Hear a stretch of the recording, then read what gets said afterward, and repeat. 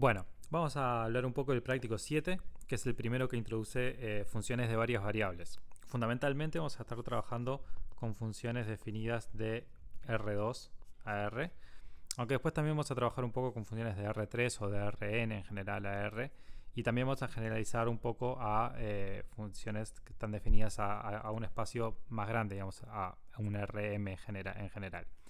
Pero sobre todo para hacerse una idea geométrica, está bueno empezar con estas funciones de R2 a R, cuyo gráfico vive en R3, en el espacio, y de alguna manera lo podemos dibujar con alguna dificultad, pero lo podemos imaginar o lo podemos graficar en una computadora o lo que sea.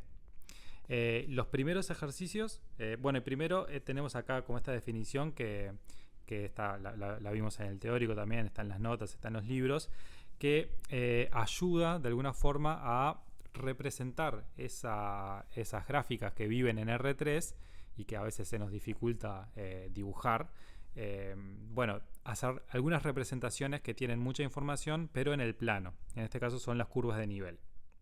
Entonces, los primeros tres ejercicios, que son estos de acá, son básicamente como para familiarizarse un poco con justamente con cómo son los dibujos de las funciones, cuáles son los dominios, los conjuntos de nivel, e intentar graficar de alguna manera esa información que tiene la función. Una cosa que a veces sirve también es, de alguna manera, las curvas de nivel son como cortes horizontales, digamos, con un plano z igual constante, si pensamos en el gráfico. A veces conviene también pensar qué es lo que pasa, por ejemplo, tomemos esta función x2 más y2, que es la que un caballito de batalla. Podemos pensar qué pasa cuando fijamos el x. Es como hacer un corte, pero con un plano vertical. ¿Qué pasa cuando x vale 1, por ejemplo? ¿no? O sea, lo que estoy diciendo es cuánto vale la función cuando la evaluamos en 1, i. ¿no? Dejamos fijo una de las variables, de las dos variables que tenemos. Y entonces eso, bueno, es esta función. Es 1 más i cuadrado. Quiere decir que si lo vemos de costado, de algún costado, lo que vemos es esta parábola. ¿Sí? Eso también es muy útil, por ejemplo, para estudiar esta función. Sobre todo porque, por ejemplo, cuando miramos f de 0, i o f de x, 0, ahí vemos dos parábolas, ¿no? Cuando vemos f de 0, i vemos menos i cuadrado y f de x, 0 vemos x cuadrado. O sea que acá vemos algo así y acá vemos algo así de un lado o de otro. Y bueno, ustedes ya más o menos saben cómo es la gráfica de esa función, pero bueno, esto les puede ayudar mucho con otras funciones o bueno, con esta misma. Después, el ejercicio 4 es súper importante, es un poco difícil y tiene algunas cosas que son delicadas, pero básicamente es el que nos permite calcular límites después usando el cambio a polares. Eso es lo que hace el ejercicio 4, entre otras cosas. El cambio polares es muy útil para calcular muchos límites, y el ejercicio este está justificando cómo es que lo podemos usar y cuándo lo podemos usar bien, digamos. En particular acá en la parte A, por ejemplo, lo que estamos haciendo es reparametrizar o reinterpretar la definición de límite que ya conocemos, ¿no? Desde que cuando vemos en el dominio la bola de los xy que pertenece a la bola de centro 0, 0 en este caso y radio delta. Bueno, ahora ese delta, que es el mismo que aparece acá, fíjense que está aparece acá, digamos, como que son los r que están en 0 delta y un ángulo cualquiera. O sea, eso en las nuevas variables es, en definitiva, la bola esa que aparece en la definición. Piensen un poco en eso porque es importante que entiendan esa interpretación. Y después me quiero detener un poco en las partes B y D. En la parte C, digamos, tiene unas funciones ahí como para jugar un poco. Pero en la parte B, por ejemplo, dice que probar que si el límite existe y es L, el límite en el sentido que ya conocemos, aunque es nuevo, ¿no? Porque es el límite en dos variables, pero bueno, es el límite. Entonces, este límite de acá también es L. Y la parte D dice probar que es falso el recíproco, es decir, probar que si no es cierto que si este límite existe, entonces existe el límite de la función.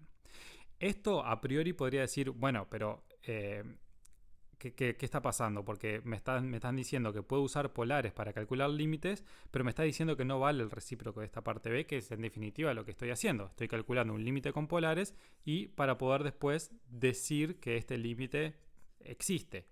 Bueno, no es tan así porque el límite este que está acá, esto, no es exactamente lo que uno hace, o bueno, hay que hacerlo con cuidado, justamente es lo que está diciendo este ejercicio, pero este límite, si se fijan, no es exactamente lo que uno haría o con el cuidado que uno lo tiene que hacer cuando hace con polares.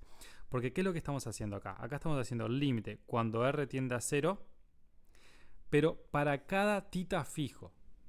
Esto lo tienen que pensar con mucho detenimiento después porque es súper delicado. Pero lo que estamos diciendo acá es que uno fija el tita, fija el ángulo y calcula el límite. Si ese límite le da L para todos los ángulos, entonces estamos queriendo ver si eso implica que el límite en general, con XY teniendo 0, 0, existe o podría no existir. Y lo voy a decir de vuelta. Uno fija primero el ángulo y para cada ángulo fijo calculo el límite, este límite que depende de solo una variable que es R. Eso suena mucho, y en realidad es exactamente lo mismo, que los límites direccionales que vieron. Porque cuando uno fija el ángulo, en definitiva lo que está haciendo es eso. Si este es el dominio, digamos, fijando el ángulo, fijo por qué recta me estoy acercando. Y cuando hago tender R a 0, bueno, o semi-recta si quieren, me estoy acercando dado ese ángulo tita que fijé, me estoy acercando por ahí. Entonces, en definitiva, esto tiene la misma cara que los límites direccionales, que ya sabemos que que la existencia de todos los límites direccionales no garantiza el límite total, digamos. Lo que hay atrás de eso es que en definitiva, si quieren ir un poco más a fondo, que uno elige un tita y este límite existe, ¿no? Entonces, ¿qué quiere decir que este límite existe? Que hay un entornito de 0, tal que si R está en 0, si este R está en, digamos, 0 delta, o sea, existe un delta, tal que si R está en 0 delta, la función está en menos de epsilon de L, o lo que sea. Lo que está pasando es que este entornito, o lo que podría pasar, digamos, es que este entorno en el cual tiene que estar R puede depender de tita. Y eso es lo que van a ver en algunos ejercicios. ¿Sí? Si quieren mirarlo en profundidad, que está bueno hacerlo, lo que pueden ver es que hay funciones para las cuales para cada tita tienen un delta distinto. Y entonces, ¿qué puede pasar? Que cuando tita se acerca a determinado ángulo problemático, el delta que necesiten sea cada vez más chico. Entonces no hay un delta que sirve para todos los ángulos. Eso es en definitiva lo que hay atrás. Que si hay un delta que funciona para todos los ángulos, que es lo que aparece, voy a borrar un poco acá, que es lo que aparece acá en esta definición de acá arriba, ¿no? Si se fijan existe un delta tal que no sé qué para cualquier ángulo entre 0 y 2pi. ¿Sí? En definitiva, lo que uno tiene es que el conjunto el R en 0 delta, tita en 0 2pi, es una bola de estas, ¿no? O sea, R, el radio entre 0 y delta, esta es una circunferencia de radio delta, y el ángulo entre 0 y 2pi es todo esto. Sin embargo, acá lo que estamos haciendo es primero fijar el ángulo tita, y para cada ángulo tita elegimos un delta que sirve, ¿sí? De vuelta, es delicado, pero está bueno tratar de entender cuál es la diferencia entre esas cosas, entre la parte B y la parte A, digamos. Bueno, y la parte E, que es la penúltima, después hay un par de ejemplos ahí. La parte E tiene una forma muy útil de asegurarse que uno está que lo está haciendo correctamente, digamos, que no está cayendo en la trampa esta que hablábamos recién, ¿no? Entonces presten un poco de atención a eso también, y después lo usan, esa parte, en la F para calcular este par de límites que tienen toda la pinta de que van a salir por polares, porque cada vez que uno tiene x cuadrado más y cuadrado, ya sabe que eso va a ser R, o depende, R cuadrado, R, lo que sea, depende si te den la raíz o no. Bueno, después Está este ejercicio que dice probar que en los siguientes casos no existe el límite, y ahí se van a tener que evaluar, por ejemplo, de los límites direccionales o acercarse por alguna curva que no necesariamente es una recta, podría llegar a ser una curva distinta, ¿no? Podría ser, bueno, eh, en lugar de ver que el límite para todas las rectas es distinto, que eso puede ser que en alguno de los casos sea, capaz que hacen todas las rectas y les da igual y tienen que acercarse por alguna curva así, digamos, o no sé, lo que sea, ¿no? Y a veces hay que mirar un poco la forma de la función para ver cuál es la curva que a uno le serviría. Es un poco de arte eso, pero bueno.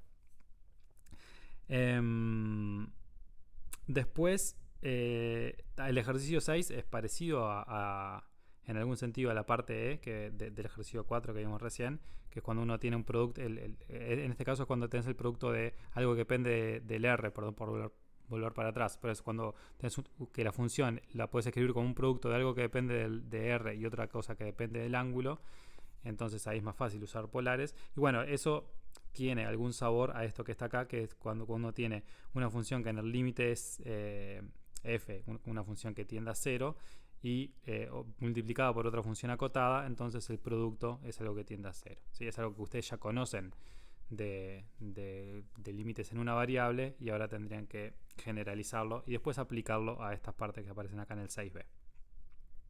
Después del 7 al 13 prácticamente son todos ejercicios de calcular límites, ¿sí? De remangarse y practicar y hacer cuentitas con distintas técnicas en los distintos ejercicios, pero son todos de cálculo o de jugar con los límites. En algunos casos fíjense que no están haciendo el límite al 0,0, ¿no? Como por ejemplo ahí o acá o en estos. Y bueno, y ahí tienen que jugar un poco con lo que saben, capaz que con polares, con probar con cosas. Eventualmente pueden usar, por ejemplo, acá algunos equivalentes, ¿sí? Esta función, como función de una variable, ustedes saben equivalente a qué es, cuando i tiende a 0, cosas así, ¿no? Acá quizás la función seno también, en fin. Bueno, después el 11 es también parecido, o sea, donde tienen que calcular límites, pero está preguntado distinto, es simplemente en qué puntos de la función, del dominio, las funciones son continuas o discontinuas. Entonces básicamente uno tiene que mirar eso. El 12 un poco más de lo mismo, simplemente tienen que ver en qué puntos esta función no está definida. Por ejemplo, acá en el 0,0 no está definida. Bueno, lo que hay que hacer es calcular el límite de esta función cuando x tiende al 0,0 y ver si ese número es un número finito, y podemos definir la función en 0,0 como ese número o no. Bien, y el 13 es un poco es interesante, pues puede llegar a ser difícil. Piénsenlo un rato. Y después pueden ver que esta parte de acá tiene tremenda cara de cociente incremental. Es exactamente el cociente incremental de esta función phi, que es de una función de R en R. Y bueno, entonces tienen que probar ustedes que esta función, tienen que ver en qué puntos es continua. Básicamente el problema está justamente en los puntos donde de la recta igual x, o bueno, el potencial problema. Y bueno, puede llegar a ser una buena idea usar algún teorema de valor medio con esto que está acá o algo así. Eso después lo pueden ver. Bien, el 14 es polares de vuelta, ¿sí? Este es el cambio a polares. Esta vez un poco más como para entender cómo estamos transformando el plano con esta transformación. Que es algo que después va a reaparecer cuando veamos integrales. Entonces está bueno que ya se vayan familiarizando con qué es lo que está haciendo este cambio. ¿Sí? Por más que lo trabajamos un poco cuando hicimos complejos, porque es básicamente eso, es la representación en polares de los complejos. Ahora aparece de nuevo como para intentar facilitarnos un poco la vida para calcular algunos límites, y después va a aparecer de vuelta cuando hagamos integrales. Aparece seguramente en física también, los que estén haciendo algunas de las físicas. Entonces, por ejemplo, veamos algo como esto. Por ejemplo, tenemos dos planos, digamos. Este de acá, el de donde está definida esta función de cambio de variable, y este de acá, que es la imagen. Entonces, básicamente, uno puede pensar que tenemos acá, bueno, si el de la izquierda, que estoy dibujando acá, es el de donde viven Rho y Theta. Entonces, Rho, bueno, pongamos que acá varía Rho, acá varía Theta. Entonces Rho va desde 0 más infinito, o sea que estoy acá, y Theta entre 0 y 2pi. O sea que esta función está definida más o menos en este segmento. En este segmento, no, perdón, en esta área, digamos, siguiendo para allá infinito, ¿no? Y bueno, y eso lo mapeamos con esta función f a todo el plano, salvo el origen.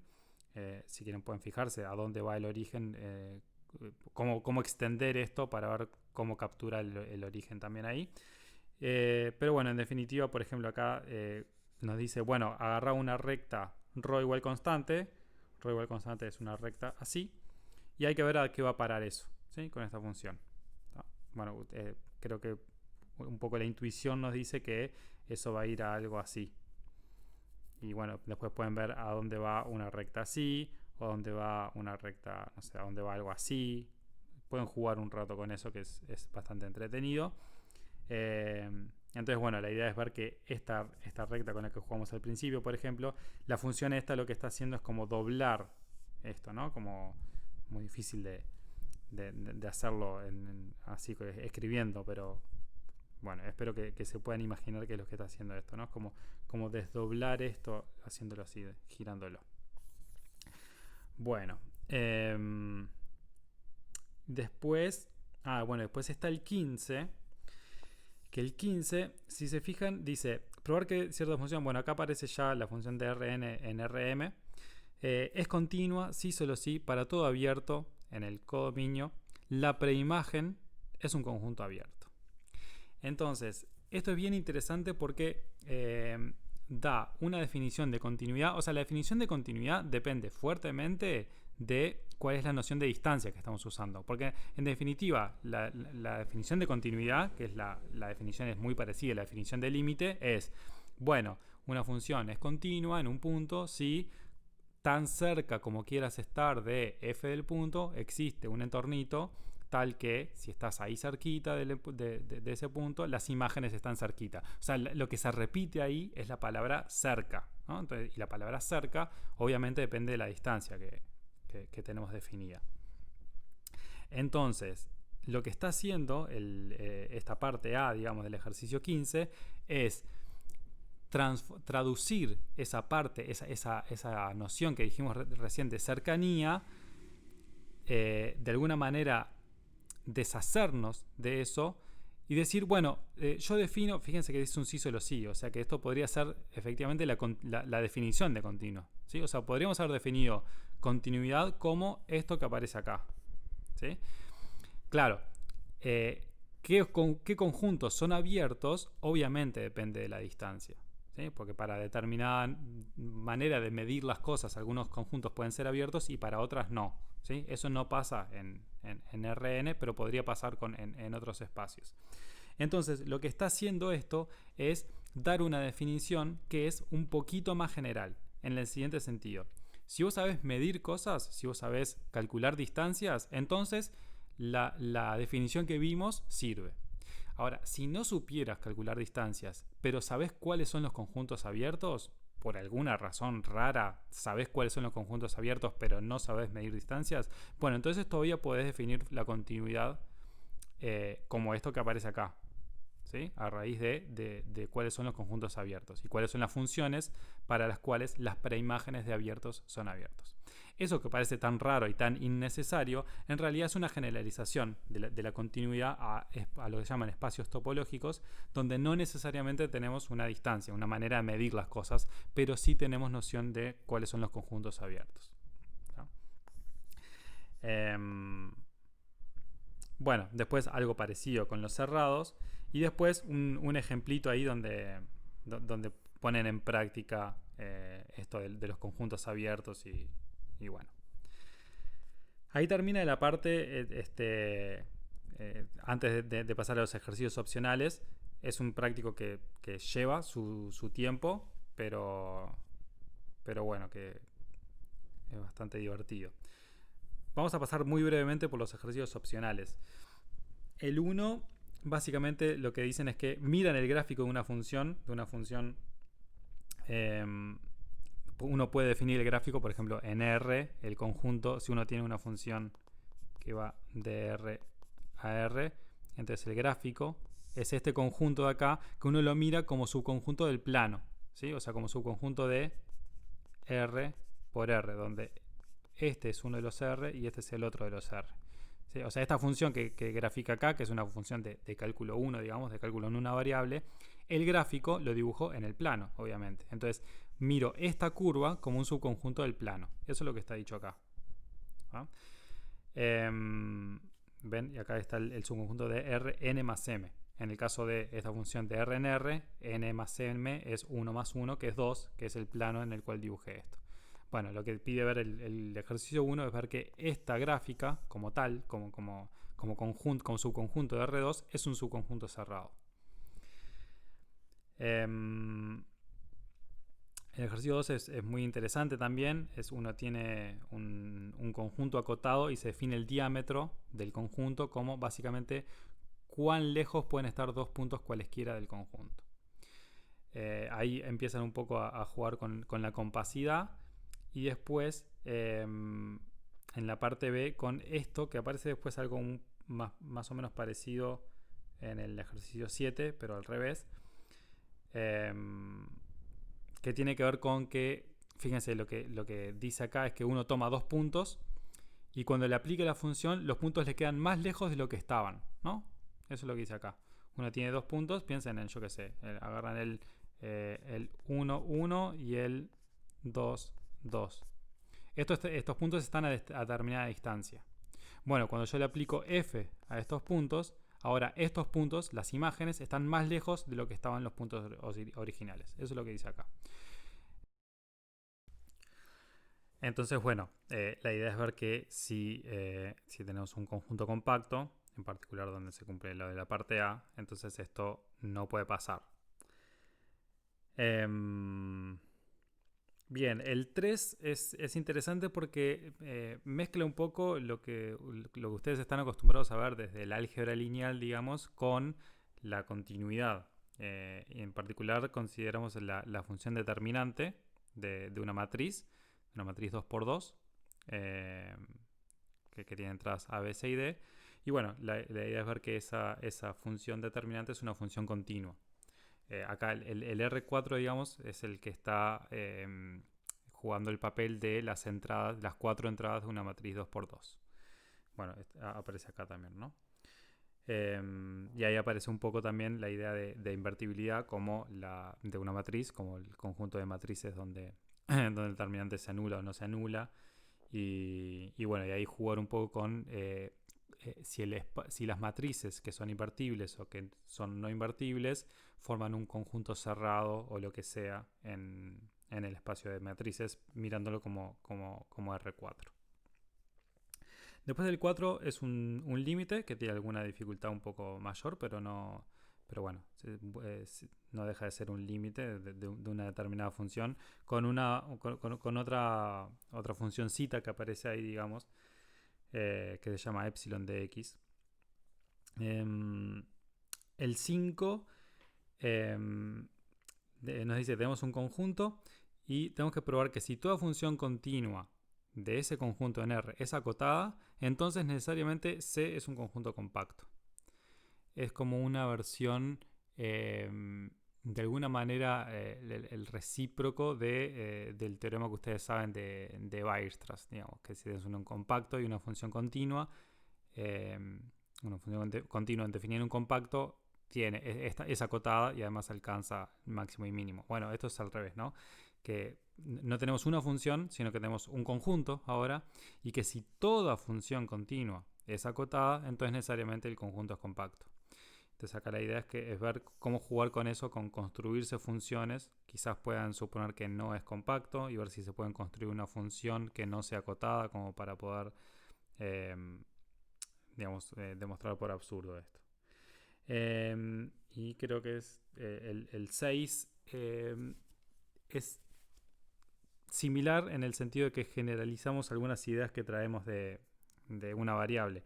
Acá hablamos de conexidad por caminos. Básicamente está acá la definición, es bien sencilla. Pero quizás la novedad es esto que aparece acá, que tenemos una función alfa, que es la que acá la que dice camino o arco, que es una función del 0, 1 en un conjunto C que puede estar pensemos en R2, en Rn, pero pensemos en R2. Entonces es una función similar en el sentido de las dimensiones, pero a las que estamos acostumbrados. Lo que quiero decir es esto: nosotros estamos acostumbrados, bueno, más o menos acostumbrados, a trabajar con funciones de R2 a R, y esta función alfa es una función que va de R a R2. En realidad, del 0 a 1, pero es como un subconjunto de R. Entonces, digamos, si bien tenemos que la suma de las dimensiones es 3, es conceptualmente distinta, ¿no? Porque esta es una función que parametrizada en el tiempo, que es como vamos a pensar esta función, dibuja una determinada curva en el plano. Entonces, uno podría pensar, vamos a dibujar acá, tenemos un conjunto C, este es el conjunto ese que está ahí, este es un conjunto C, y entonces un arco o un camino acá es algo así, donde acá el tiempo está parametrizado, o sea, esto es alfa de 0, digamos, y este punto es alfa de 1, entonces por acá está, yo qué sé, alfa de 1 medio, ¿no? Entonces, cada punto de estos es la imagen de algún elemento del 0, 1, que le dije tiempo simplemente porque sí, nomás. Entonces decimos que un conjunto es conexo por caminos o arco conexo cuando cualquier par de puntos del conjunto están conectados por un arco, ¿sí? Podemos construir un arco que los conecta. Eso es que es conexo por caminos. No es conexo por caminos, por ejemplo, este conjunto de acá. Este conjunto no es conexo por caminos porque este punto y este punto no los podemos unir por un arco, por un camino que esté completamente incluido en el conjunto, obviamente, ¿no? Bien, entonces, bueno, básicamente hay que jugar un poco con la conexidad de esta y probar generalizaciones bueno, acá de un teorema de valor medio, por ejemplo. También hay cosas con la continuidad y bueno, un montón de cosas divertidas. Y por último no, el penúltimo es el 7, que es un teorema de punto fijo, que es algo que se usa mucho después en algunos resultados que quizás algunos puedan llegar a interesarles. Por ejemplo, cuando vimos ecuaciones diferenciales, en ningún momento, o sea, teníamos una ecuación diferencial y asumíamos que tenía una solución y que esa solución era única además. Bueno, hay un teorema que demuestra eso, que es el teorema de Picard, que básicamente dice, bueno, si tienes una ecuación diferencial en determinadas condiciones, entonces la solución de esa ecuación diferencial existe y es única. La demostración de ese teorema involucra un montón de cosas, entre las cuales el argumento final termina siendo el teorema de punto fijo. Que bueno, básicamente lo que dice es que si tenemos una contracción, que es una función que cumple esa condición de ahí, es como parecida a la que vimos recién, pero al revés. Recién era como una expansión y esta es una contracción. Donde básicamente uno toma un par de puntos y las imágenes están más cerca, porque este K es menor que 1, las imágenes están más cerca que los puntos originales. Entonces como que los va acercando entre sí. Y la idea es que si uno agarra un par de puntos y los sigue iterando, digamos, le sigue aplicando f, que es lo que está definido acá, entonces eso va a parar a un punto que se llama un punto fijo, que hablamos un poco de puntos fijos cuando hablamos de sucesiones por recurrencia. Esto tiene mucho que ver con eso. Y bueno, y finalmente, ahora sí, el último vuelve a incorporar cosas de álgebra lineal, porque de vuelta, las transformaciones lineales quizás muchas veces perdemos de vista que son funciones de espacios vectoriales, en particular si tenemos un espacio vectorial, bueno, sobre todo estamos acostumbrados a trabajar en Rn, bueno, tenemos una distancia ahí.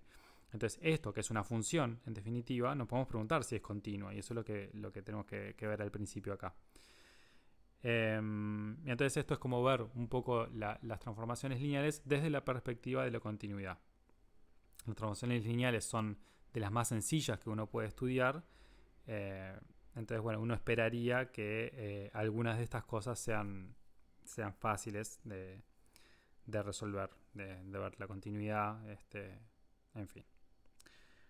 Bueno, termina diciendo probar que toda transformación lineal es uniformemente continua, que es algo que puede llegar a ser útil después. Bueno, creo que esto es todo por el práctico 7. Como ven, los ejercicios opcionales son muchos también. Obviamente no tienen por qué hacer todos, por algo son los ejercicios opcionales, pero quizás puedan elegir alguno de estos como para uno o dos, pueden hacer todos obviamente, pero algunos de estos son ejercicios sumamente divertidos. Bueno, mucha suerte con el práctico entonces.